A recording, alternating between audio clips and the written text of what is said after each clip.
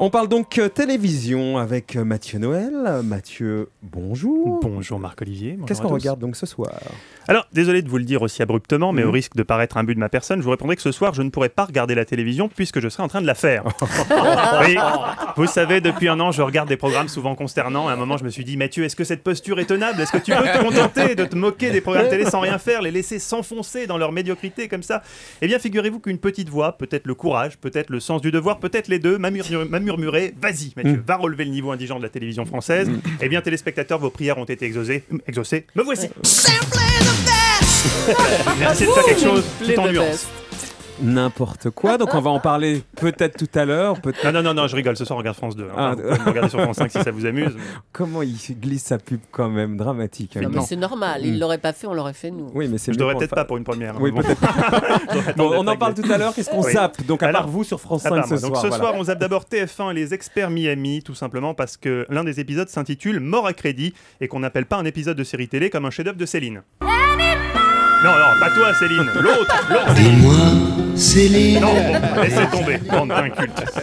Sur France 2, en deuxième partie de soirée, on zappe Faites entrer l'accusé. Christophe Ondelat assure le service, mais on sent qu'il a déjà la tête ailleurs, à son album probablement, car vous savez qu'entre deux homicides, Christophe est aussi crooner jazz. Ah,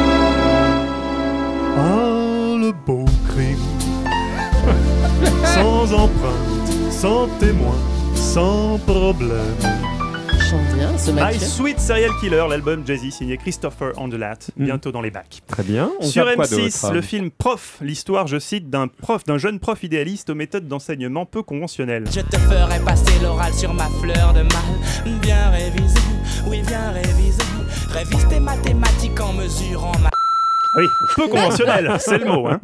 Sur France 4, la saga des Rousseau continue. Après Jean-Jacques, nous avions déjà vu que le prestige intellectuel de la famille en avait pris un sacré coup avec Carole. Oh non, arrête. Aujourd'hui, découvrons le dernier descendant de cette auguste lignée, l'humoriste Stéphane Rousseau. La femme, il la respecte énormément, la femme. Il en a respecté une ce matin, ce midi, il va en respecter encore une ce soir. Aïe, aïe, aïe! Olé! Oui, là aussi, il semblerait qu'il y ait eu du brassage génétique sur les générations de Rousseau. Enfin, sur Direct 8, Austin Powers, les aventures, je cite, d'un agent secret britannique lancé à la poursuite d'un dangereux terroriste qui fait chanter le secrétaire général de l'ONU. Or, Marc-Olivier, faire chanter le secrétaire général de l'ONU, Ban Ki-moon, c'est déjà un acte terroriste en soi. S'il te plaît, maîtrise-toi.